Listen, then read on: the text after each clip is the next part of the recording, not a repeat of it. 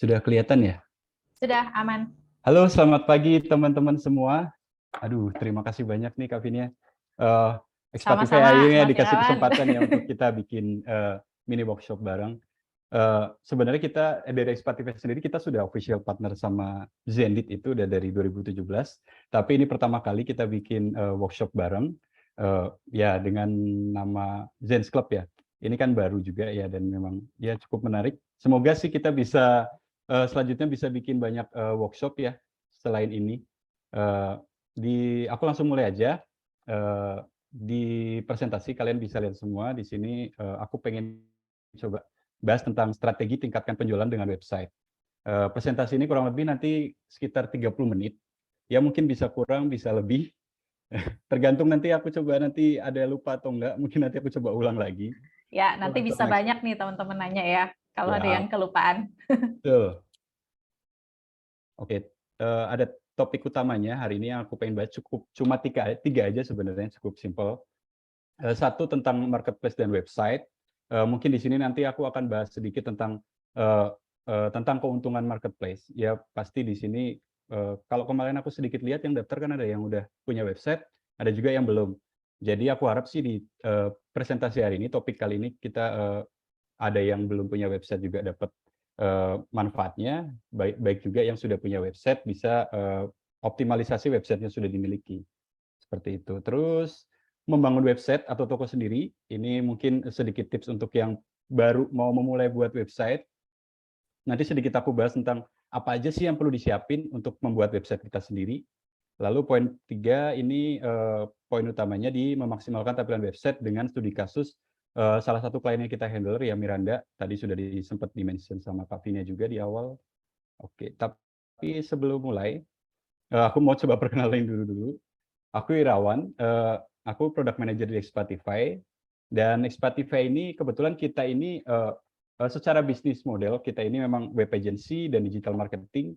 Kita berafiliasi dengan Shopify sebagai Shopify expert, sebagai Shopify partner, sebagai Shopify Plus. Dan kita juga official Zenit, partner official Zenit sejak 2017 kurang lebih.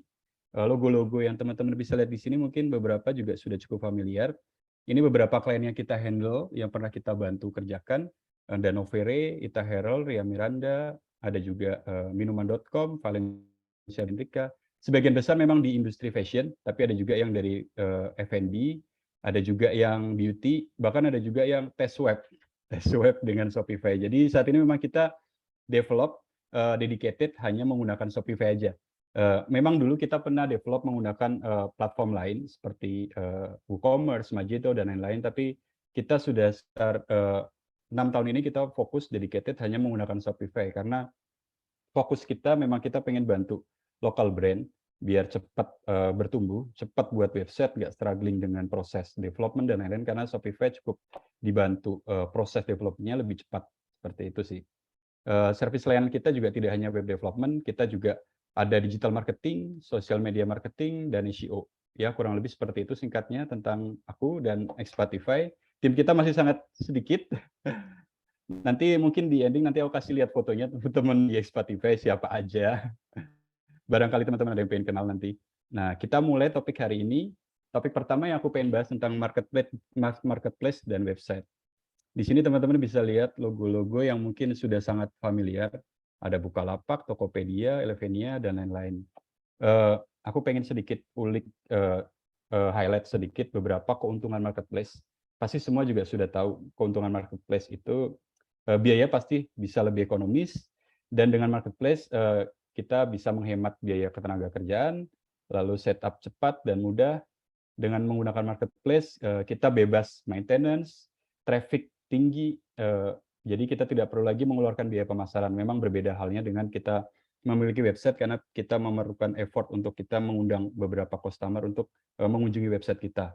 Berbeda dengan marketplace yang memang sudah disediakan fitur di mana mereka memang sudah menghadirkan banyak pengunjung di marketplace, seperti itu. Lalu yang paling penting adalah kenapa aku sedikit ulik tentang marketplace. Karena sebelum kita berangkat ke website, kita perlu tahu dulu marketplace. Karena memang ya zaman sekarang memang semua rata-rata berbelanja menggunakan marketplace. bukan website. Tapi kenapa sih kita masih perlu memiliki website? Jadi di sini aku cukup highlight kenapa memiliki website itu penting. Jadi sebenarnya dari banyaknya keuntungan marketplace tadi, kenapa sih kita masih memiliki webplace? Kenapa kita masih perlu memiliki website dan seberapa penting sih memiliki website? Sebenarnya banyak banget alasan kita perlu memiliki website. Tapi pada presentasi ini aku coba sedikit angkat beberapa poin utama saja yang menurutku kita perlu ketahui kenapa kita perlu memiliki website. Jadi yang pertama adalah internet. Kita semua tahu internet. Kita semua pasti pakai internet, kita semua pakai Google. Karena sebagian besar calon pelanggan mencari produk, mungkin mencari produk teman-teman juga di sini melalui internet. Dan dari 97% mereka ini mencari produk dan layanan dari setidaknya sekitar 400.000 pencarian per detik. Ini pasar yang sangat besar, bahkan lebih besar dari marketplace. Jadi ya mungkin di luar sana juga mungkin banyak banget, masih banyak orang-orang yang tidak menggunakan marketplace, mereka lebih nyaman di website, jadi setidaknya kita bisa support untuk kebutuhan itu. Kita bisa memiliki layanan di mana customer bisa belanja tidak hanya marketplace, tapi juga di website kita. Dan sebagian besar mereka setelah search atau mencari brand kita atau mencari produk, mereka melakukan pembelian berdasarkan setelah melakukan pencarian. Jadi ini cukup penting untuk teman-teman ketahui bahwa memiliki website ini kita bisa menjangkau pasar yang lebih besar daripada marketplace saja. Lalu next, dengan memiliki website kita memiliki kontrol penuh. Ya, diibaratkan website itu seperti kerajaan kita sendiri atau rumah kita sendiri. Karena dengan memiliki website kita bisa dapat personalisasi tampilan sesuai yang kita mau. Karena website juga tidak hanya sebagai sarana transaksi, website juga bisa sebagai identitas brand kita sendiri.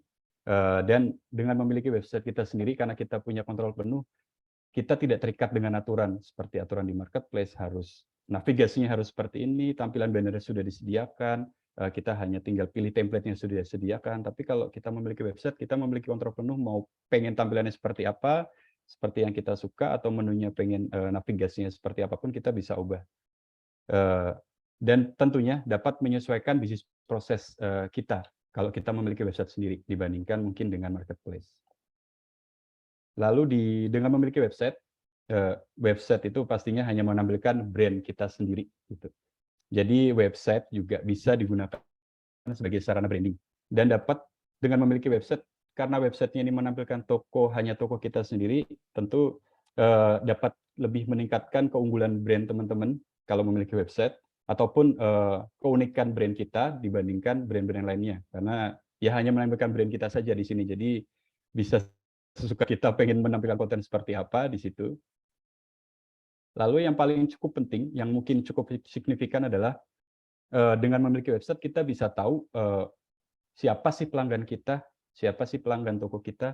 Karena dengan memiliki website kita bisa dapat seperti demografi, seperti customer untuk jenis kelaminnya, terus lokasi, usia, ya dan lain-lain. Jadi kita lebih bisa mempelajari behavior atau perilaku customer kita dengan lebih tepat. Ya dapat kita gunakan, jadi data itu bisa kita gunakan sebagai salah satunya meningkatkan brand awareness, dan tentunya yang paling pasti revenue. Dan mungkin dapat juga kita gunakan sebagai untuk peningkatan kualitas produk kita, karena kita tahu customer kita itu behavior-nya seperti apa. Dan yang cukup penting lagi, kita bisa mengetahui siapa saja sih loyal customer kita yang sering balik lagi, belanja lagi, dan mungkin kita beberapa brand di stabilitas kita ada yang melakukan treatment khusus untuk loyal customer supaya mereka nyaman dan kembali lagi berbelanja lagi, seperti itu. Kita langsung, wah cukup cepat juga ya. Kita mau masuk ke topik berikutnya, ke poin berikutnya ini untuk teman-teman yang mungkin belum memiliki website. Jadi aku pengen sharing sedikit tentang bagaimana sih tips atau bagaimana membangun website atau toko sendiri. Ya mungkin bisa juga digunakan sebagai orang yang sudah memiliki website sebagai acuan, mungkin barangkali pengen migrasi atau memiliki masalah di website yang saat ini, karena banyak sekali klien-klien yang datang ke kita karena masalah. Jadi masalah yang mereka temui di website dia, akhirnya konsultasi bagaimana sih cara nge-solving atau biar kedepannya tidak terjadi masalah lagi. Jadi hanya beberapa poin aja yang pengen aku bahas di sini, bagaimana membangun website atau tips kita memulai membangun website. Yang paling penting pertama adalah kita pilih platform atau teknologi website yang tepat, yang sesuai bisnis kita. Beberapa logo-logo ini aku coba tampilkan. Sebenarnya di luar sana banyak sekali software-software atau sistem e-commerce yang bisa kita gunakan. Contohnya di sini ada Shopify, WooCommerce, Circlo, Tokotalk. Ini beberapa dua ini aku coba tampilkan yang produk Indonesia punya. Ada Magento, dan lain-lain, masih banyak sekali di luar sana. Mungkin saran dari aku di poin ini adalah lebih baik ketika kita memilih platform atau teknologi website itu tidak hanya memikirkan secara jangka pendek saja, atau saat ini lagi tren ini nih, tapi kita juga perlu memikirkan jangka panjang gitu. Karena dengan memikirkan jangka panjang, tentunya website ini yang sistem yang kita miliki ini dapat lebih menyesuaikan bisnis proses kita dan bisnis plan kita, ya supaya kedepannya tentunya bisa lebih efektif dan tentunya hemat biaya pastinya. Karena kalau misalkan karena kembali lagi seperti yang tadi aku mention, banyak banget studi case yang mereka develop website tapi kemudian banyak masalah karena memang ketika develop mereka tidak memikirkan jangka panjang ketika bisnis itu bertumbuh. Jadi website ini, teknologi ini sudah tidak dapat mengikuti pertumbuhan bisnis brand teman-teman gitu. Seperti itu. Terus aku coba jabarkan 2 tipe untuk platform website. Satu ready to use atau sudah termasuk sistem e-commerce, service dan hosting, contohnya ada Shopify, Tokotalk, Circlo. Mereka platform yang memang sudah siap kita gunakan, sudah siap kita pakai, kita hanya tinggal berlangganan, setup, dan sudah bisa langsung launching. Yang satunya from scratch, ini perlu pengembangan sistem e-commerce, server, dan hosting, dan kita perlu memikirkan di mana sih hosting yang pengen kita pakai untuk sistem ini, dan apa sih server yang perlu kita pakai, dan tentu biayanya memang cukup lebih besar, berbeda dengan ready to use. Karena aku Shopify expert, karena Spotify ini kita berafiliasi dengan Shopify, jadi dari sekian banyaknya platform yang aku mention di sini, aku pengen coba sebutkan tentang apa itu Shopify. Mungkin teman-teman sudah ada yang udah pernah dengar, mungkin pengen dengar lebih lanjut. Di sini aku coba sedikit mention tentang apa dan mengapa Shopify. Jadi Shopify ini teknologi e-commerce yang sudah berdiri sejak tahun 2006 di Kanada. Jadi memang sudah banyak sekali yang pakai dan sudah cukup terkenal di luar sana. Dengan Shopify keuntungannya memang proses mudah dan cepat, dan tidak lebih dari 1 bulan. Karena rata-rata juga klien yang pernah kita develop, rata-rata memang tidak lebih dari 1 bulan sih, cepat sekali. Dan mudah digunakan dan dapat diakses di mana aja, karena Shopify itu mereka memfasilitasi pengguna Shopify dengan mobile app. Jadi dengan mobile apps ini kita bisa atur pesanan kita, bahkan kita bisa atur stok atau produk kita dimanapun hanya melalui mobile app. Dan bahkan kita bisa lihat langsung live visitor pada saat itu. Gitu. Jadi cukup dimudahkan untuk menggunakan Shopify. Dan dengan Shopify ini, karena ini sistem yang sudah berdiri sejak lama, jadi memang sudah cukup secara sistem dan teknologi sudah cukup maju. Dan Shopify ini terkoneksi dengan banyak software pihak ketiga. Contoh, ketika kita sudah menggunakan Shopify, kita pengen koneksikan dengan omnichannel atau mungkin pengen dengan accounting, dan ini Shopify sudah sangat support di mana-mana, sudah banyak plugin yang bisa integrate ke Shopify. Contohnya juga Zendesk. Zendesk juga sudah menyediakan plugin yang bisa diintegrate ke Shopify. Dan Shopify ini selalu up to date, sehingga dapat kita gunakan untuk jangka panjang mengikuti pertumbuhan bisnis teman-teman di sini. Dan Shopify dapat menangani traffic yang sangat tinggi. Ini pengalaman kita pernah mendapatkan 10.000 visitor di salah satu klien kita di satu waktu bersamaan, 1 milisecond 1 detik, dan itu tidak ada crash sama sekali. Jadi cukup aman dengan menggunakan Shopify dibandingkan mungkin menggunakan server, karena kita harus mempertimbangkan RAM-nya, seperti kapasitas RAM-nya, terus servernya, dan lain-lain. Jadi memang cukup, kalau menggunakan Shopify kita sudah tidak lagi memikirkan tentang ini server Shopify bisa handle traffic tinggi atau tidak ya. Lalu dengan Shopify ini mudah dapat terintegrasi dengan metode pembayaran seperti Zendesk. Jadi karena Zendesk itu sudah dari 2017 sudah pertama kita partnership, itu mereka sudah mulai develop dan menyediakan plugin yang terintegrasi dengan Shopify, dan cukup mudah. setup ke Zenith pun tidak lama, hanya 5-10 menit. Dan dengan Shopify ini biaya lebih efisien, tentu salah satunya lebih efisien tenaga kerja, karena rata-rata kebanyakan klien kita ini setelah menggunakan Shopify mereka tidak hire web developer in-house atau engineer in-house, mereka dapat manage sendiri, bahkan cukup admin saja yang memproses ordernya, pesanan, produk, dan lain-lain gitu. Jadi tidak perlu hire web developer, karena memang secara tampilan pun mereka dapat dengan mudah ubah-ubah seperti banner, foto, produk, dan lain-lain. Oke, sedikit tentang Shopify, agak panjang ternyata ya. Lalu next topik, apa saja sih yang perlu dipersiapkan untuk memulai membuat website? Mungkin ini cukup berguna buat teman-teman yang baru pengen rencana untuk membuat website. Yang ini sedikit aku highlight aja. Yang paling penting pertama itu tentukan bisnis proses atau model bisnis yang akan diterapkan pada website. Jadi memang harus di-set dulu. Ada baiknya kita di-set dulu karena banyak banget contoh-contoh bisnis proses yang sebagai contoh itu misalkan ada juga yang launching setiap seminggu sekali, ada yang memang bisnisnya itu flash sale atau webhan yang hanya setiap launching langsung habis. Jadi memang website ini harus bisa menyesuaikan bisnis proses atau model bisnis teman-teman yang pengen diterapin di website. Lalu kita siapkan brand guideline sebagai identitas brand kita. Brand guideline bisa ya pasti berupa logo, font, warna, dan lain-lain. Lalu kita menyiapkan aset digital, foto produk, foto banner, mungkin video, dan logo. Lalu informasi produk lebih jelas, mungkin seperti SKU-nya, harganya, produknya, nama produknya, deskripsinya. Karena masih banyak banget yang kita temui memiliki website tapi belum memiliki standar informasi produk. Karena SKU ini cukup penting sebenarnya. Banyak banget di luar sana yang memang SKU tidak disertakan. SKU ini sangat penting ketika kita memang bisnis kita bertumbuh, kita integrasi kemana-mana. SKU ini cukup menjadi field yang wajib atau kolom yang wajib yang perlu dimiliki dalam setiap produk. Lalu kita perlu mempertimbangkan biaya dasar dan biaya pengembangan sebagai nilai investasi kita. Jadi kembali lagi seperti tadi, kita perlu mempertimbangkan secara jangka panjang apakah sudah sesuai dengan cash flow, dengan biaya dasar dan biaya pengembangan yang kita susun. Oke, kita sudah mau ke topik.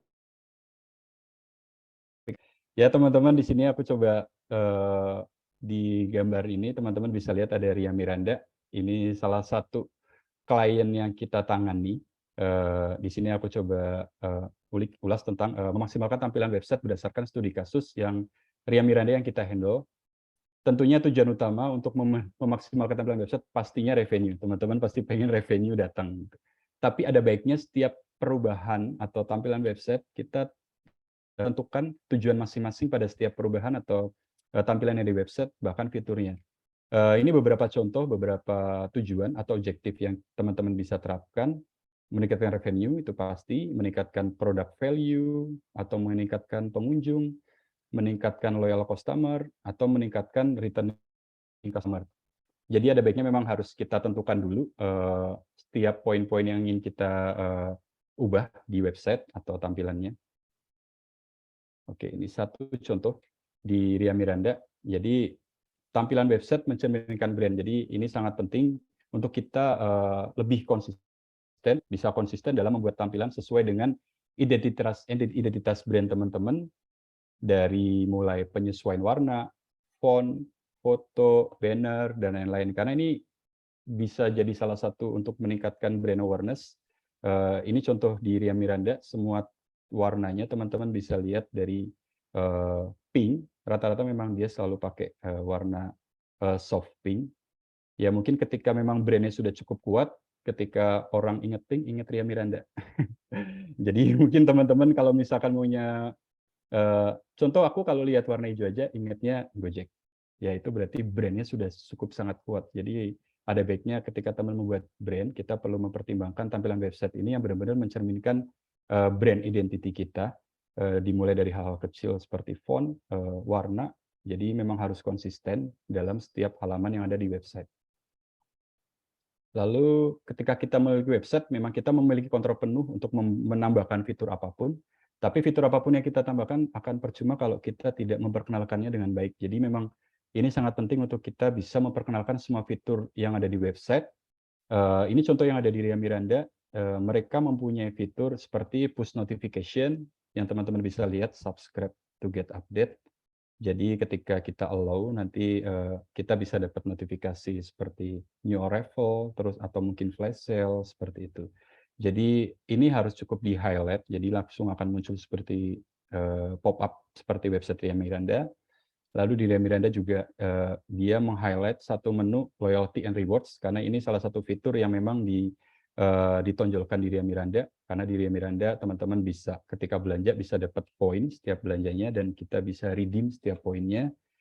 Dan fitur pun kalau misalkan, kita sediakan tapi kita tidak memberikan info tentang bagaimana cara gunanya agak percuma. Jadi, di Ria Miranda pun juga sudah disediakan seperti FAQ, cara redeem-nya, cara earn-nya, cara mendapatkan poinnya seperti apa, di situ sudah disediakan semua. Dan di Ria Miranda, teman-teman juga bisa lihat dia ada chat support. Jadi, customer bisa dengan mudah kalau pengen bertanya tentang produknya atau status order-nya, dia bisa langsung chat di situ.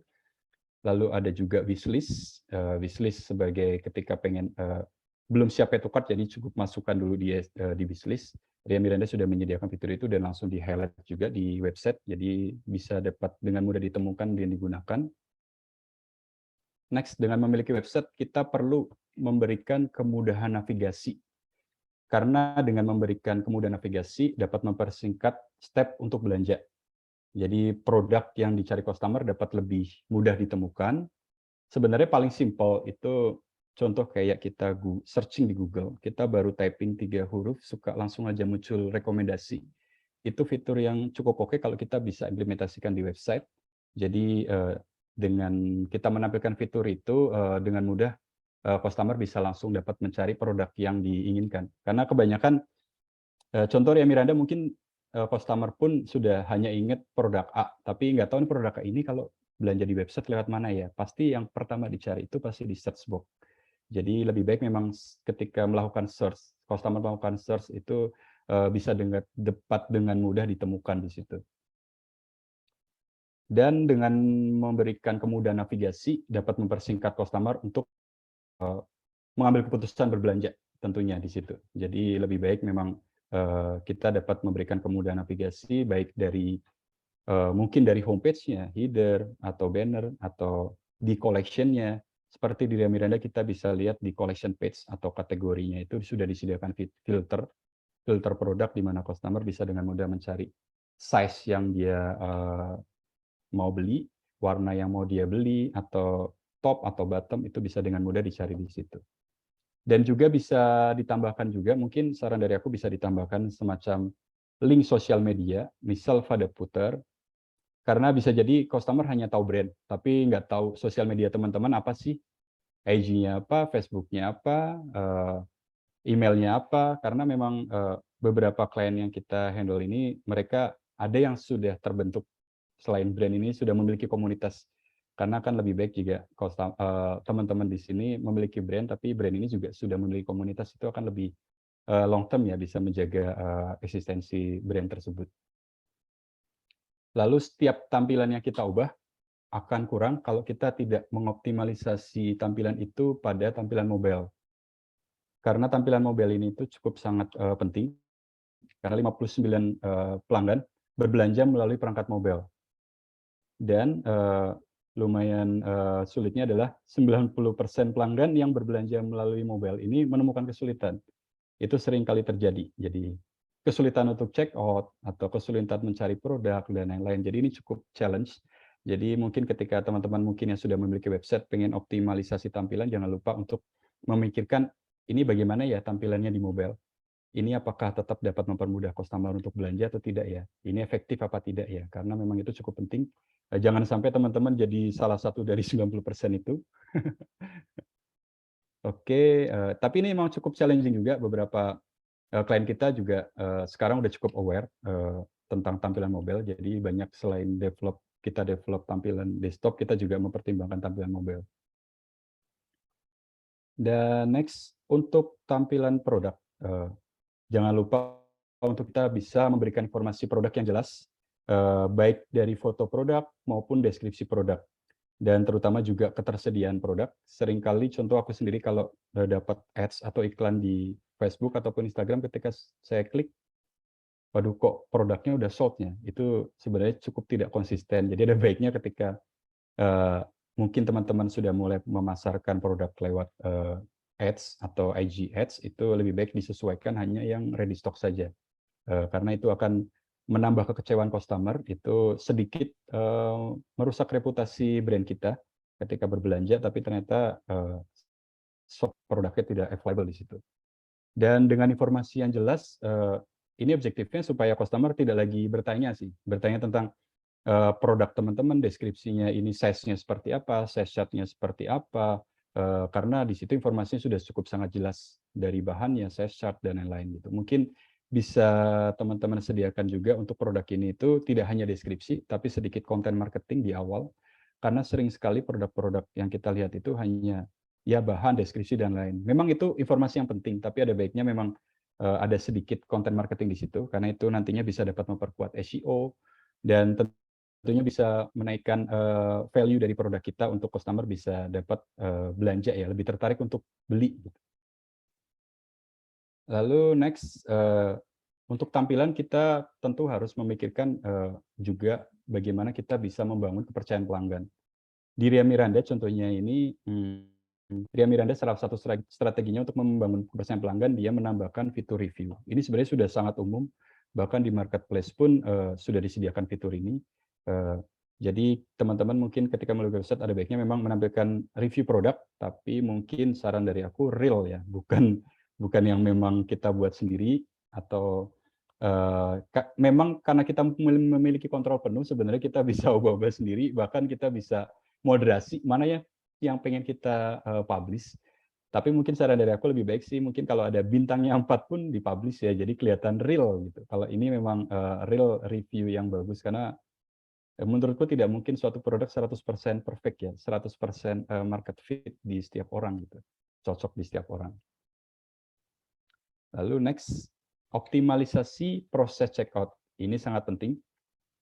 Jadi jangan lupa kita harus mempertimbangkan atau tes apakah website kita itu ketika checkout ini prosesnya mudah, terus namanya kita website ini kan berbeda dengan marketplace ataupun website-website lain. Kita punya teknologi sendiri. Dan pasti banyak sekali customer yang tidak tahu cara check out website teman-teman seperti apa. Mungkin kita bisa tambahkan informasi seperti tentang cara belanjanya seperti apa sih, terus cara check out-nya seperti apa sih, gitu. Dan saran dari aku mungkin kita bisa tidak required ya, atau semua customer dapat check out tanpa login gitu. Jadi dapat check out as a guest, karena itu lebih mempermudah customer untuk check out gitu. Jadi tidak perlu register dulu sebelum checkout atau login dulu, karena kalau seperti di marketplace atau apapun kan memang mereka harus login dulu ya sebelum checkout ya. Tapi karena kita mulai kontrol penuh di website itu, kita bisa membuat kondisi seperti itu seharusnya.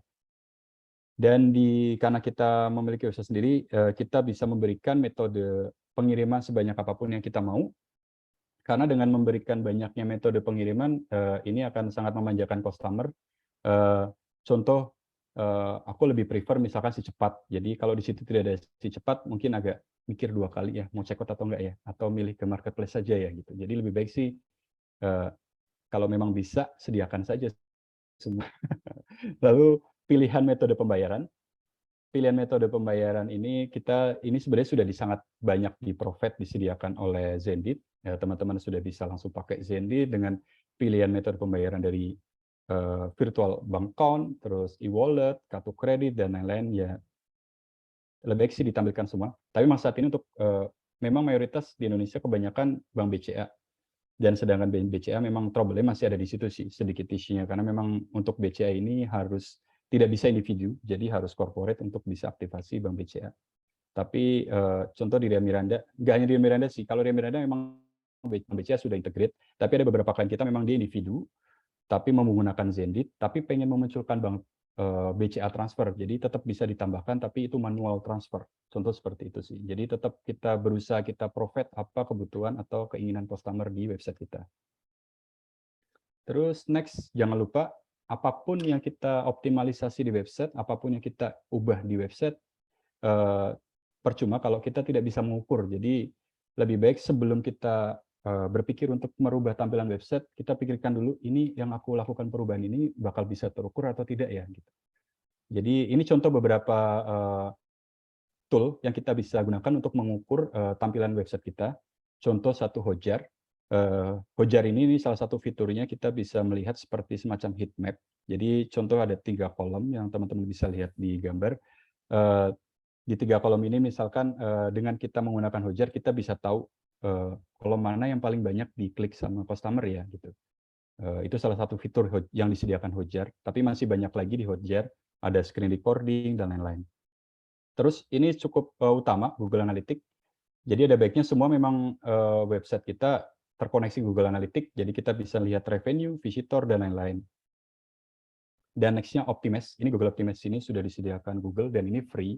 Semua orang bisa gunakan dan ini cukup sangat powerful, tapi ini memang cukup next level. Mungkin ketika emang website kita sudah oke, tapi pengen optimalisasi lagi, kita bisa menggunakan Optimize dari Google. Ini tool yang kita bisa gunakan. Contoh fiturnya disediakan Optimize itu A/B testing, salah satunya. Jadi misalkan teman-teman pengen melakukan perubahan tapi masih ragu gitu. Jadi kalau masih ragu kita bisa tetap melakukan perubahan itu, tapi mungkin dengan strategi dengan A/B testing. Jadi 50% customer dapat tampilan itu, 50%-nya tampilan yang awal. Jadi kita bisa tracking nih, misalkan kita jalankan selama 7 hari, kita bisa lihat hasilnya mana sih yang lebih efektif dari tampilan A atau tampilan B gitu. Seperti itu. Dan kalau memang sistem atau website teman-teman tidak bisa integrate ke Hotjar, Google Analytics ataupun Optimize, contoh kita bisa pakai survei, itu sudah yang paling simple, itu cukup efektif sebenarnya. Jadi teman-teman bisa lempar survei ke customer kalian, ini tampilan yang kita ubah ini cukup nyaman atau cukup nyaman apa tidak ya buat customer. Tapi mungkin namanya survei ini kita perlu kasih sedikit benefit ya, karena kalau tanpa benefit kebanyakan customer tidak akan mau memberikan survei sih, kecuali customer yang loyal kepada brand kita. Oke, jadi memang goal itu harus terukur, setiap tampilan kita harus terukur goal-nya, jadi ini tool-tool yang bisa kalian pakai ke depannya. Wah, kita udah mau ke kesimpulan nih, Kak Tina. Kesimpulannya dari presentasi hari ini adalah marketplace plus website. Ini aku pakai kata plus ya, bukan N ya. Jadi karena marketplace atau website ini bukan pilihan. Aku mau pilih marketplace, aku mau pilih website, ya tidak sih. Ini saluran pemasaran yang aku rasa tidak perlu dibanding-bandingkan. Jadi lebih baik bisa dikolaborasikan keduanya karena semakin banyak saluran pemasaran yang kita pakai akan membuat brand kita lebih bertumbuh. Mungkin di luar marketplace ada juga kita bisa pakai di luar itu. Contoh mungkin jualan lewat WhatsApp juga, Instagram dan lain-lain, ya why not. Jadi lebih ya selama revenue datang kenapa tidak ya. Lalu yang penting yang kedua adalah memilih platform website yang tepat yang tentunya kita mempertimbangkan rencana jangka panjang, tidak hanya jangka pendek saja atau tren saat ini saja, tapi menyesuaikan rencana bisnis plan kita ke depannya ingin seperti apa dan apakah sistem ini dapat mendukung itu. Gitu. Dan menyediakan berbagai macam solusi pembayaran bagi pelanggan, itu sudah di-provide dari Zenith. Dan website bukan sekedar sarana transaksi, jadi website itu bisa kita gunakan sebagai identitas dan branding, jadi cukup powerful di situ. Dan optimalisasi website, kita jangan lupa untuk mempertimbangkan tampilan pada perangkat mobile. Dan jangan lupa tadi harus terukur dari awal, kita sudah bisa memastikan kalau tampilan yang kita ubah ini dapat terukur. Demikian ya presentasi dari aku, dan kesimpulannya aku sedikit mention promo sedikit, Kak Vinia dan Maya dan teman-teman sekalian, kalau pengen konsultasi kepada Spotify, ini di sini ada foto mas-mas yang akan bisa menjawab teman-teman semua. Konsultasi gratis 30 menit, nanti teman-teman bisa kunjungi spotify.co.id/ASK. Teman-teman kalau pengen bertanya tentang apa sih Shopify, apa sih keunggulan Shopify, atau mungkin pengen sharing aja tentang kondisi website teman-teman, atau mungkin rencana bisnis plan teman-teman, bisa silakan kontak kita, nanti kita bisa atur 30 menit konsultasi di situ, atau bisa via WhatsApp di nomor berikut. Oke, terima kasih waktunya teman-teman. Sudah berapa menit nih Kak Vinia? Aman, thank you Aman. banget Thank you. Mas Thank Irawan. you waktunya ya. Ya, thank you juga buat teman-teman yang sudah ini ya mengikuti tadi beberapa penjabaran dari Kak Irawan. Nah, ini sebenarnya udah ada yang nanya nih beberapa, Aduh, jadi apa itu? mungkin kita langsung Q&A ya, karena lumayan menarik nih pertanyaannya. Pertanyaan pertama ini dari Kak Ulil Albak, Digital Kreatif Tiva. Kapan waktu yang tepat kita harus bikin website sendiri dan apakah ada parameter tertentu yang bisa menjawab pertimbangan sebelum kita punya website sendiri? Hmm. Nah, mungkin bisa dijawab nih, Erwan. Sebenarnya ini kalau menurut sudut pandang pribadiku ya, kalau kapan waktu yang tepat kita harus membuat website sendiri ini sebenarnya tidak ada indikatornya sih. Jadi banyak banget orang yang langsung mulai bikin website, tapi yang paling penting adalah kita harus tes market ya. Jadi produk kita ini apakah market fit atau tidak gitu. Jadi mungkin kita bisa mulai dari jual dulu di marketplace. Kalau sudah oke, tapi kita pengen lebih memperkuat brand kita karena kunci utama website ini adalah kita bisa memperkuat brand. Karena bukan berarti di marketplace tidak, tapi memang kalau di website cukup berbeda. Jadi kalau kita lebih pengen bisnis kita bertumbuh, tentunya kita harus punya website. Jadi seperti itu. Kalau indikatornya, kalau menurutku jujur tidak ada sebenarnya. Ketika kita sudah siap dari sisi brandingnya, seperti yang tadi tuh aset-aset yang perlu kita butuhkan seperti brand content, ketika itu sudah ready, kalau menurutku sudah cukup kita ready untuk membuat website sendiri sih. Jadi Nah, banyak ini faktor sebenarnya.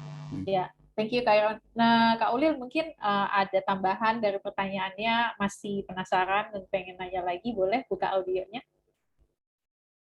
Terima kasih Kak Irawan atas jawabannya. Nah, Sama-sama. tadi kan Kakak sempat menyinggung tentang A/B testing sebelum kita merubah tampilan website.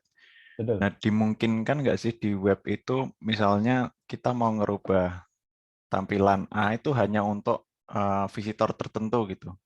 Kalau yang B nanti tampilan yang baru. Kayak gitu, ada nggak sih resikonya yang harus kita pertimbangkan gitu? Khawatirnya ketika kita memperkenalkan, ada nggak kayak prosentase gitu? Fitur baru itu minimal mungkin 10% atau 20% visitor aja. Itu bisa, kita bisa atur persentasenya, tapi kita tidak bisa atur segmen grup visitornya ya.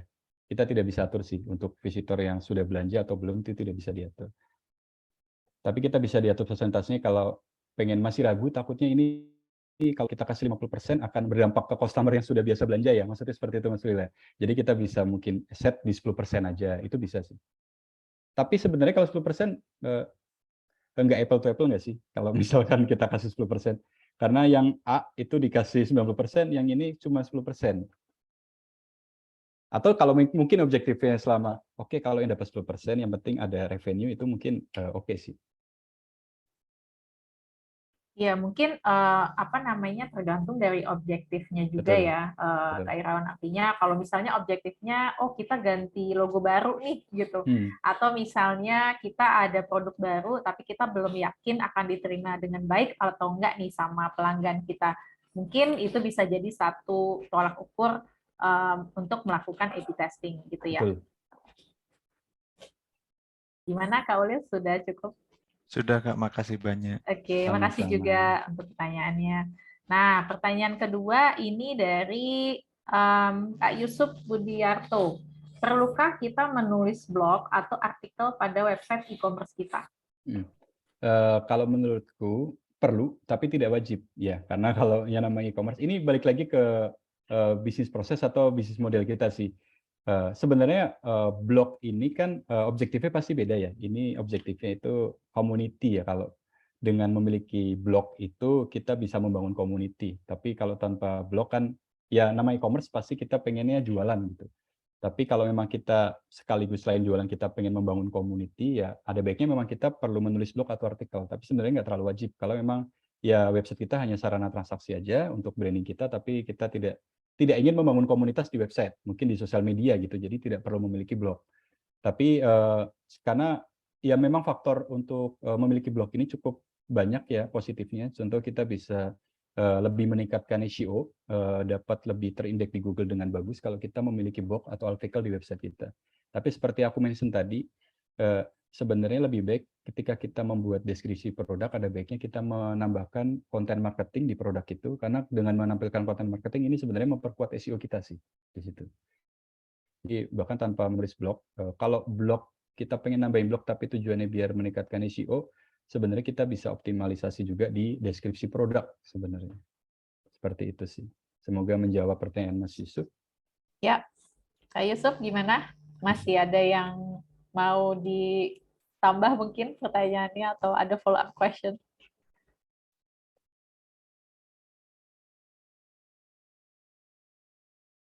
Oke, belum mungkin ya. Nanti bisa di kolom chat juga kalau misalnya masih ada burning questions nih. Nah, yang terakhir ada pertanyaan dari Kak Redi Hermawanto.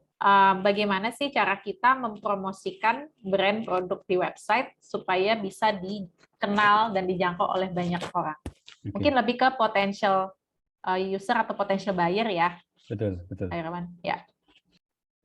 Kalau kita sudah memiliki marketplace, itu pasti dari marketplace ada yang beralih ke website kok. Kalau misalkan itu udah salah satu contoh simpel ya. Kalau kita awalnya brand kita sudah memiliki marketplace, terus kita bangun website, pasti akan ada yang pindah ke website, tapi mungkin dengan syarat di website kita memang punya promo atau value yang berbeda dengan yang ada ditawarkan di marketplace. Jadi kalau terus itu salah satu contohnya. Salah satu contoh kedua pasti tentunya kita harus pakai ads, Facebook Ads atau Google Ads, itu kita perlu gunakan untuk bisa mempromosikan brand kita di website kita. Contoh kalau pakai Shopify, ya website lain juga bisa sih. Jadi kalau Shopify memang sudah official partner dengan Facebook, jadi kalau dengan Shopify kita bisa langsung integrate ke IG Shopping. Seperti yang teman-teman lihat fitur yang sekarang, IG Shopping itu di Instagram account itu kita bisa langsung lihat produk-produk di Instagram itu, di produk-produk brand di Instagram itu, karena itu memang sudah bisa integrate langsung di website kita melalui platform si Shopify itu.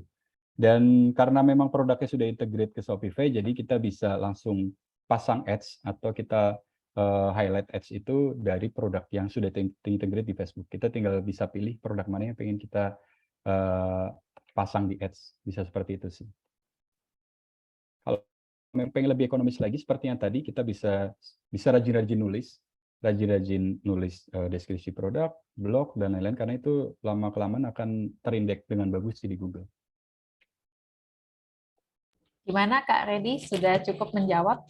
Mungkin tambahan juga ya, kalau misalnya nih teman-teman udah punya website, terus udah lumayan sering nulis blog gitu ya, dimanfaatkan juga sebetulnya kanal sosial media gitu, karena biasanya di sosial media orang-orang yang mungkin tadinya nggak tahu atau nggak aware dengan brand kita gitu ya, begitu lihat di sosial media kita punya konten yang memang sesuai dengan apa yang mereka cari, itu ujung-ujungnya pasti akan dikepoin juga tuh websitenya gitu kan, produknya ada apa aja gitu kan, oh ada produk yang sebenarnya aku lagi cari gitu. Jadi untuk membangun brand juga sebetulnya butuh banyak effort ya, Kak Irawan. Maksudnya bukan cuma dari sisi oke, kita punya website gitu ya, terus kita punya sosial media, tapi juga konsisten gitu, konsisten membuat konten atau menawarkan value buat mereka yang mungkin belum tahu tentang brand kita.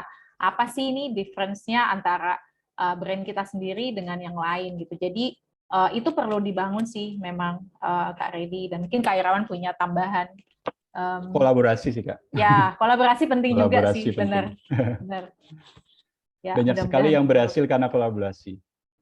Betul. Oke, ada lagi yang bertanya? Belum nih kayaknya. Nah, mungkin aku mau nanya sih. Tadi Kak Irawan sempat mention ya, beberapa klien yang masuk ke Expatify itu banyak banget masalahnya gitu ya. Maksudnya dia datang ke kalian karena ada masalah. Masalah umum apa sih yang udah punya website sehingga akhirnya mereka datang dan minta bantuan ke timnya Kak Irawan? Mungkin bisa share sedikit. Yang paling sering itu karena tidak bisa menangani traffic tinggi sih Kak Vini. Oh, ya, oke, menarik. Sering sekali. Mungkin teman-teman yang biasa lihat sering mendapat juga lihat di kalau misalkan ada brand-brand yang flash sale mungkin di Instagram atau apa, sering banget setelah launching nanti brandnya mention tuh kalau mohon maaf kita ada kendala teknis bla bla bla, launching diundur lah atau apalah itu karena memang banyak sekali hal-hal seperti itu. Karena memang sistemnya tadi aku bilang di awal kalau kita tidak memikirkan jangka panjang, ya impact-nya jadi seperti itu. Karena memang bisnis kita bertumbuh tapi website kita nggak bertumbuh nih, sistemnya teknologinya itu aja, jadi nggak bisa ngikutin kita gitu. Paling banyak paling sering seperti itu sih Kak Vini. Oke. Jadi lebih banyak yang datang itu dengan masalah nggak bisa menangani traffic ya. Ya. Kalau di studi kasusnya Ria Miranda waktu itu masalah utamanya apa tuh kayak? Itu sama. Oh sama. Oke. Tidak bisa menangani traffic ya. Iya.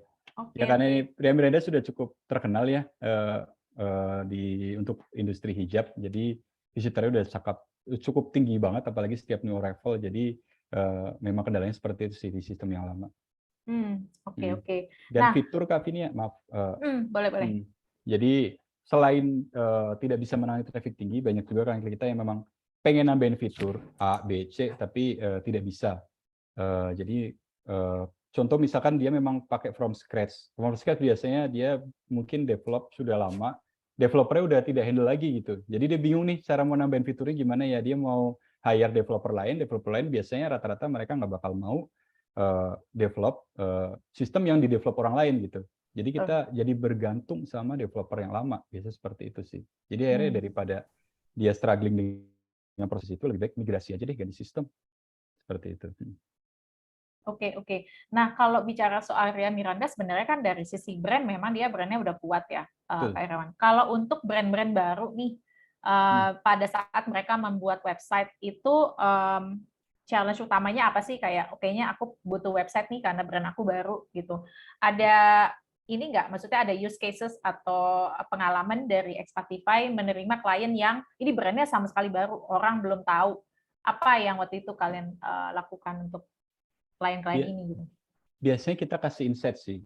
Insight ya Shopify sebenarnya dia hanya menyediakan fitur standar e-commerce. Dia tidak menyediakan fitur-fitur yang kita pengen, contoh misal seperti loyalty dan lain-lain. Ya sama halnya sistem e-commerce lain, Shopify ini sebenarnya seperti add-ons.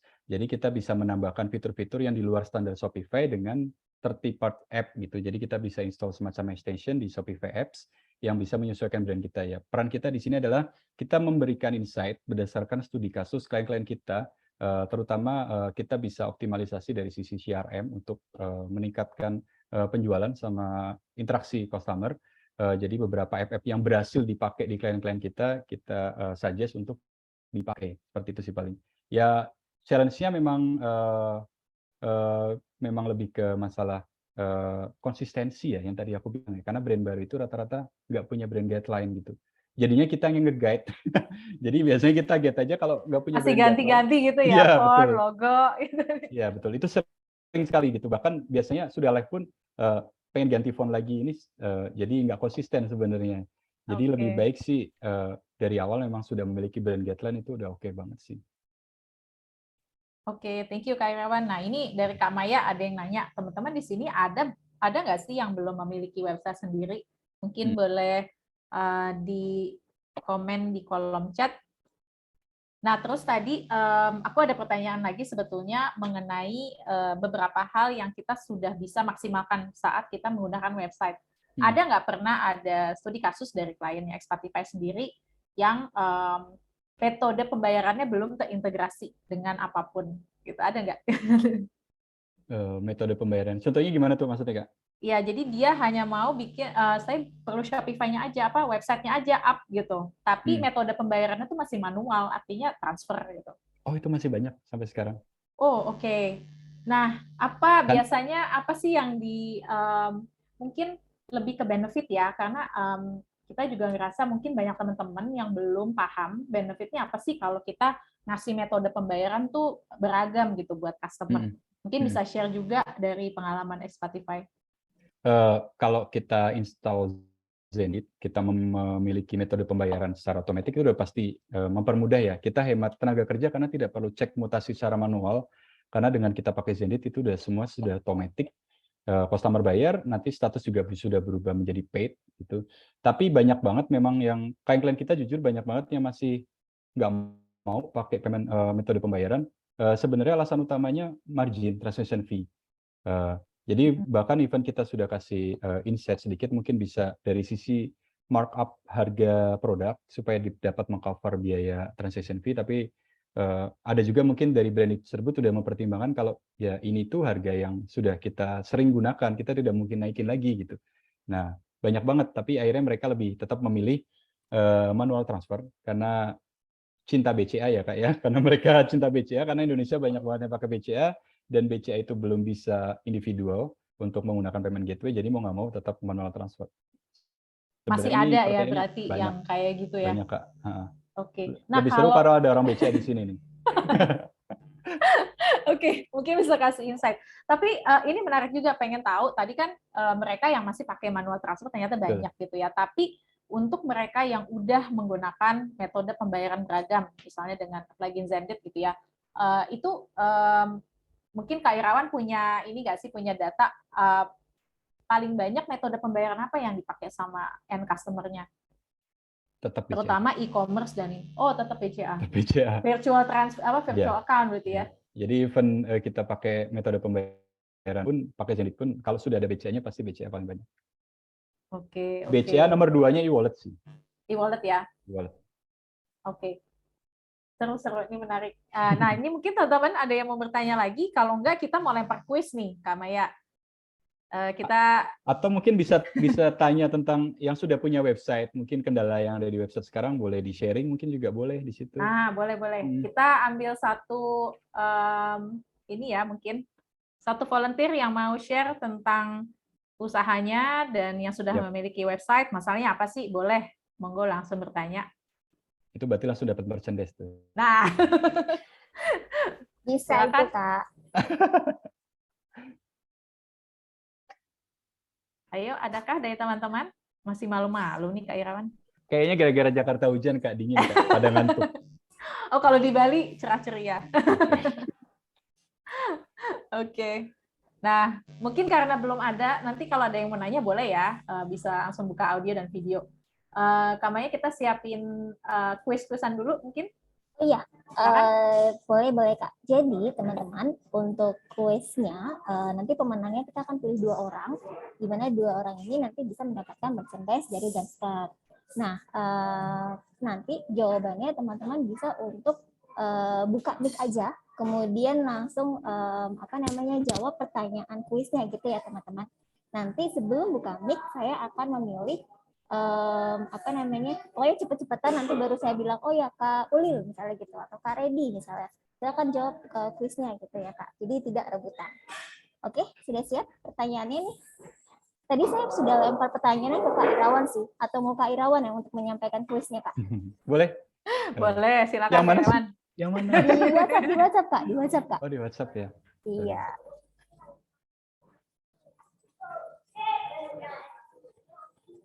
Teman-teman sudah siap untuk jawab pertanyaan kuisnya?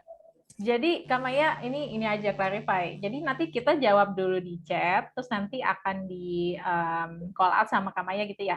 Oh ya, boleh. Siap. Oke. Kak, silakan. Untuk kuisnya, sebutkan 2 manfaat kemudahan navigasi. Kok susah yang ini ya? Nah, ada nggak tadi yang pay attention nih? Nah, merchandise-nya iPhone ya, Kak? Merchandise-nya iPhone ya? Cover iPhone. Aku langsung jawab, Kak, kalau merchandise-nya iPhone. Tadi udah ada tuh di slide-nya Kak Irawan. Apa sih manfaatnya navigasi itu gitu kan? Nah, bagi teman-teman yang tadi pay attention untuk ini harusnya bisa nih dijawabnya. Tapi mungkin kita kasih clue kali ya Kak Irawan. Navigasi itu apa sih Kak? Iya, kayaknya mesti dikasih clue deh. Navigasi itu apa sih Kak? Navigasi itu menu.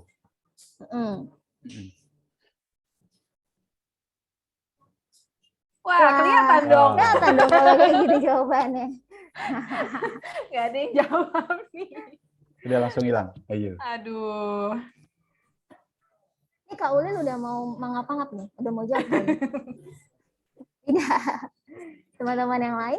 Sengaja Kak, skilat. Susah pertanyaannya Kak Maya. Bisa. Ya, oke. Gimana? Ganti Teman-teman ada yang bisa lebih jawab? mudah. Ganti Ganti yang lebih mudah ya. Ayo. Oke. Kalau gitu kuisnya kuis yang mudah aja ya. Tapi kalau di sini kok sepi sekali ya, Kak Irawan, Mbak Vini ya. Sini teman-teman Iya nih. ada orangnya nggak sih di sini? Saya Nggak curiga tahu pada nih. tidur Nanti nih mungkin kayaknya. pas kita buka video buat foto-foto ya. Ketahuan. Aku punya sih nih pertanyaan buat kuis nih. Boleh. Boleh nggak Kak, aku boleh, Kak. tanyain dulu? Gampang kan? Oke, ini gampang. Sebutkan 3 tools untuk mengukur keberhasilan website kalian. Nah, ini gampang nih, ini slide terakhir tadi. Ayo, jawab. Aku coba jawab, Aku Kak. nggak boleh jawab nih. Oh, boleh. Boleh tuh, silakan. Kak Ulil. Kalau nggak yang mau simple pakai survei yang pertama. Kemudian kita bisa juga tracking pakai yang lebih advance Google Analytics. Atau kalau untuk heat map pakai Hotjar. Kalau yang lebih advance Google Optimize kalau nggak salah. Keren banget, Kak Ulil. Yeay. Thank you banget. Thank you, Mas. Dapat iPhone, Mas. Dapat iPhone cover-nya doang. Oke, ada lagi nggak Kak Maya? Satu pertanyaan lagi. Kan tadi udah 2 ya? Iya, sebenarnya tadinya satu pertanyaan untuk 2 orang yang menjawab gitu. Oh, oke.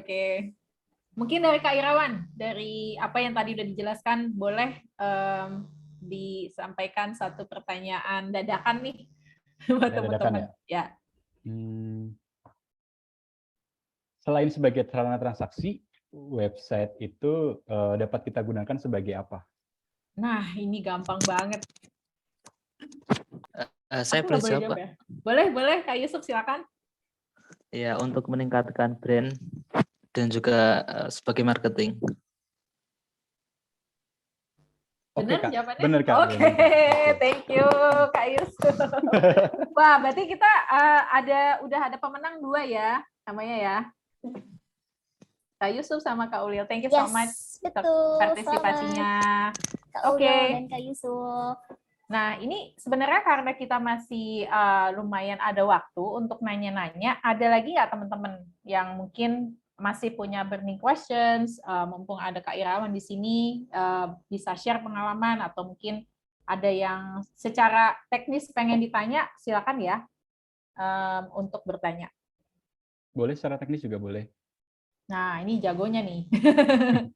Monggo.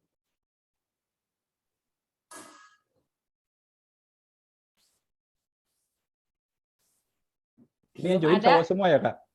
Iya, kayaknya. Ada yang cewek-cewek juga. Ayo, kita hitung mundur nih. Kalau enggak, kita foto bareng. Sebelum acaranya kita sudahi. Mungkin aku mau tanya ke Kak Ulil kali ya. Kak Ulil udah punya website? Udah, Kak. Tapi masih sederhana sih. Oh, masih sederhana. Menggunakan website di mana, Kak? Apa? Di WordPress sih. Kalau aku boleh tanya ke Kak Irawan, tadi itu Kakak sempat nyinggung kalau bukan website sih, ada brand yang udah punya sistem sendiri, terus mau migrasi. Nah, itu kan ada cost of migration ya. Nah, di situ ada nggak sih hal yang harus dipertimbangkan sebelum kita migrasi ke platform lain? Kadang kan itu cukup painful ya, apalagi kalau datanya besar ataupun ada digital asset yang ada di situ gitu. Kalau bicara sistem yang dipakai Mas Ulil nih, karena pakai WooCommerce ya, WordPress ya. Nah, ini contoh misalkan mau pakai migrasi ke Shopify, itu di Shopify sudah disediain sih untuk import datanya. Memang secara import itu nggak 1:1, karena memang order itu tidak bisa kita import biasanya. Jadi yang diimport itu biasanya dari sisi produk dan customer aja, cuma 2 itu. Kecuali produk. Jadi ya itu bisa dibilang painful karena memang ini baru WooCommerce, itu masih gampang untuk diintegrasikan. Mungkin kalau platform lain yang tidak punya integrasi import tool ke Shopify atau ke tool lain, memang mau nggak mau kita harus manual sih. Jadi memang harus import terus ekspor manual seperti itu. Ada estimasi waktu nggak biasanya kayak apa namanya untuk integrasi gitu, Kak Irawan? Kalau Shopify itu bisa sebenarnya integrasi ketika kita import data itu langsung biasanya. Cuma kan kita perlu cek lagi ya secara detail cek satu persatu lagi ini datanya yang masuk sudah sesuai atau tidak ya. Terutama sebenarnya yang kita perlu pertimbangkan itu ya data customer-nya sudah secara benar apa enggak datanya diintegrasikan atau masuk ke dalam sistem yang baru seperti itu. Dan ini cukup painful seperti yang tadi dibilang Mas Ulil karena memang kalau misalkan kita migrasi kita harus memikirkan ini customer ke website baru loginnya gimana ya caranya ya. Karena kan dia punya password-nya ada di website lama. Itu hal-hal yang perlu dipertimbangkan sih ketika nanti mau migrasi ke sistem yang baru. Makasih Kak atas jawabannya. Sama-sama.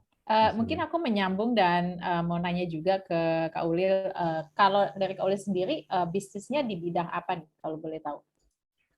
Untuk digital produksi Kak, jadi kayak jualan aset digital gitu.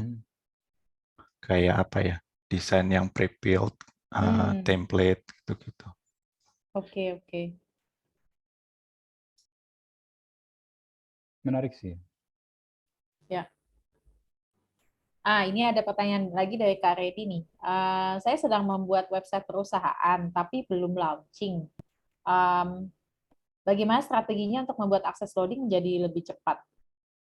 Kak Redi mungkin mau buka audio supaya bisa lebih menyampaikan pertanyaannya. Betul.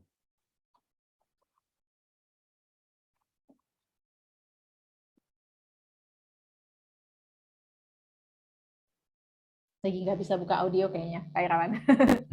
Tapi kira-kira ini clear nggak ya pertanyaannya? Clear kok, clear. Oke. Clear. Bagaimana strategi membuat akses loading menjadi lebih cepat? Ini aku asumsikan websitenya berarti loadingnya nggak cepat ya, karena ada pertanyaan ini ya.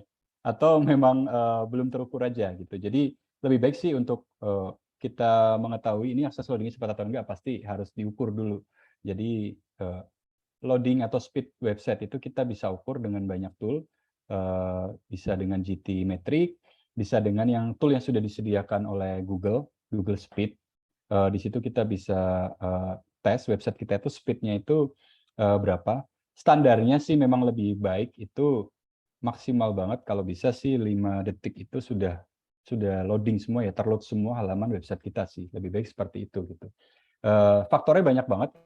Ketika memang kita tes ternyata website kita ini speed-nya nggak oke, itu pasti nanti setelah kita tes baik di GTmetrix ataupun di Google itu akan muncul tuh variabel atau apa sih yang menyebabkan load-nya ini lambat. Bisa jadi memang ada script yang error, atau bisa jadi memang image-nya terlalu besar yang kita upload, seperti itu sih. Jadi itu bisa kita coba dulu, dites dulu websitenya, Mas Redi. Nanti jadi di situ kita bisa tahu sebenarnya problemnya di mana. Ya setelah itu cara memperbaikinya itu teknikal ya. Nanti dari engineer yang harus, programmer yang harus memperbaiki itu. Oke, thank you Kak Irawan. Semoga menjawab ya Kak Redi, karena tadi belum bisa buka audio. Ada lagi yang mau bertanya? Kak Maya mungkin? Ya, aku penasaran sih sebenarnya aku mau bertanya sama Kak Yusuf di sini. Tadi kan Kak Yusuf tadi jawab pertanyaan kuis nih Kak. Pengen tahu kalau Kak Yusuf udah punya website sendiri Kak. Boleh tahu nggak untuk kayak produk jualannya apa gitu? Iya, alhamdulillah sudah punya website sendiri. Oh udah. Terus jualan produknya apa tuh Kak? Iya, kalau saya jualan tanaman hias. Wah, menarik nih. Gimana? Boleh dong sharing dong. Ya, Kak Yusuf, sharing dong. Ini kapan punya websitenya? Kapan mulai jualan? Terus gimana nih so far? Ada nggak challenge-challenge atau tantangan tertentu yang mungkin nanti dari Kak Irawan juga bisa bantu sharing experience-nya gitu? Ya, sebenarnya belum lama aku punya website, mungkin baru sebulan. Dan ya mungkin traffic-nya yang masih jadi masalah, masih belum ramai gitu. Tanaman hiasnya yang dijual seperti apa itu bentuknya? Ya, sebenarnya saya fokus ke luar negeri, jadi biasanya buka tanaman yang pokoknya kuat dikirim keluar aja. Jadi kadang cuma bonggol atau apa seperti benihnya gitu. Oh, I see. Dari negara mana tuh Kak Yusuf biasanya yang beli? Atau so far 1 bulan ini? Kebanyakan Amerika Serikat.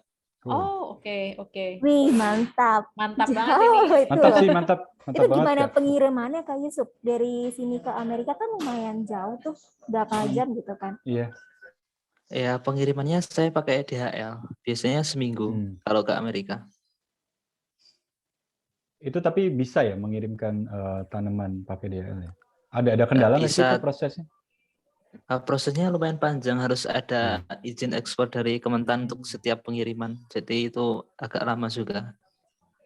Oh, itu bisa jadi next topic tuh Kak. Bener juga nih buat yang ini ya, karena memang banyak juga teman-teman Zen Club yang udah mulai merambah pasar ke internasional nih. Itu makanya nanti menarik juga tuh, bisa jadi topik selanjutnya. Kak Yusuf, mau nanya lagi dong. Pembayaran utama pada saat customer beli pakai apa biasanya? Kalau ini kan websitenya belum lama jadi sebelumnya saya pakai marketplace luar negeri gitu. Pembayarannya kebanyakan kayaknya kartu kredit. Oke. Oh, jadi dulu sempat jualannya di marketplace luar ya? Iya, benar. Oh, marketplace luar? Iya. Apa itu Kak? Etsy atau apa yang? Iya, saya pakai Etsy. Oke. Apa kendala pakai Etsy dibandingkan dengan pakai website sekarang? Kendala di Etsy itu apa ya? Mungkin fee-nya aja. Ada komisinya untuk Etsy itu lumayan juga. Iya sih, pasti. Jadi kalau pakai website, kalau jangka panjang sepertinya lebih hemat. Iya, betul. Nah, pertanyaan terakhir, udah pakai plugin Sendit belum nih? Iya, sudah saya integrasikan. Oh, oke. Siap. Nanti boleh Udah ya Mas, sharing-sharing pengalaman ya, Kak Yusuf ya. Iya, insya Allah. Kak Yusuf berarti pakainya apa nih? Shopify atau WordPress untuk website-nya? Kalau saya pakai WooCommerce. WordPress. Ya. Mantap. Semoga sukses ya, Kak Yusuf. Baru 1 bulan websitenya, tapi mudah-mudahan bisa lebih berkembang dan bisa jualan ke berbagai negara. Kalau boleh tahu, tanaman apa tuh biasanya yang paling diminati sih, Kak Yusuf? Kayak apa itu? Alocasia, aglonema gitu. Oh, itu kuat ya seminggu dibawa ke sana ya? Ya, biasanya kuat, tapi kadang cuma jual bonggolnya aja. Soalnya kalau daunnya itu gampang layu. Nggak sampai daun ya. Jadi mereka nanam sendiri gitu ya. Ya, ini menarik. Iya. Memang menarik banget. Aku pikir Eropa Kak, yang maksudnya industri berhasil ya. Ternyata peminatnya US banyak ya. Ya. Kayaknya sejak pandemi memang tren tanaman hias ini kan naik sekali ya. Ini mungkin jadi topik menarik juga nih. Thank you Kak Yusuf udah sharing bareng-bareng. Iya, sama-sama. Ya. Ada lagi teman-teman lain yang mungkin mau bertanya? Atau mungkin mau sharing-sharing ya Mbak Vini ya? Ya, boleh juga. Kayak tadi Kak Yusuf. Kak Dewi nih dari tadi belum nanya-nanya ke Kak Trias. Boleh share juga tentang usahanya apa sekarang?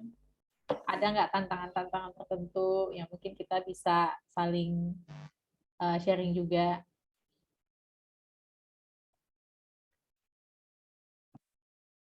Ini pada ngantuk kayaknya. Kepagian apa ya? Saya malu-malu sih. Tapi tadi menarik ya dari Kak Ulil dan Kak Yusuf ceritanya. Betul. Mungkin bisa nih nanti untuk next-nya gitu ya Mbak Vini ya. Iya. Teman-teman mungkin sebelum kita tutup webinarnya kan Mbak Vini ya, kita mau minta saran dari teman-teman nih acara hari ini gimana gitu ya Mbak Vini ya. Ya. Aku stop share ya. Ya. Tadi di mana ya? Oh ini dia. Bentar ya. Paling enggak kita juga pengen tahu sih sebetulnya topik apa yang mungkin teman-teman next-nya pengen di Zen Club mini workshop ada lagi gitu kan. Jadi kita juga butuh nih masukan dari teman-teman supaya acaranya lebih relevan untuk bisnis kalian juga gitu ya, bisa membantu. Kita juga pengennya teman-teman sukses mengembangkan bisnisnya, apakah itu bisnis online atau offline gitu. Jadi mohon sarannya untuk topik juga boleh. Ya, tinggal di-scan aja ya di sini. Oke, mungkin nanti Bitly-nya bisa di-share juga, Kak Maya.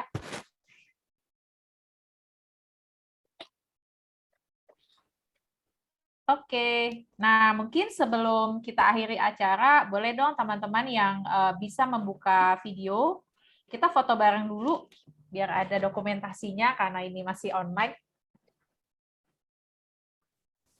Oke, siap. Ya. Saya buka kamera ya, teman-teman semua ya. Maya sendiri nggak buka kamera dari tadi. Ini aku udah buka. Iya, teman-teman yang bisa buka kamera, ya silakan. Ada Kak Danur, halo. Halo Kak Terima Vinia. kasih udah join mini workshop ini loh. Oke, ada lagi? Udah kayaknya ya? Oke, mulai Oke, ya. kita mulai dari aku ya Mbak Vinia ya. Boleh. Siap. Kalau gitu kita ke kamera ya teman-teman ya. Saya hitung sampai 3. 1, 2, 3.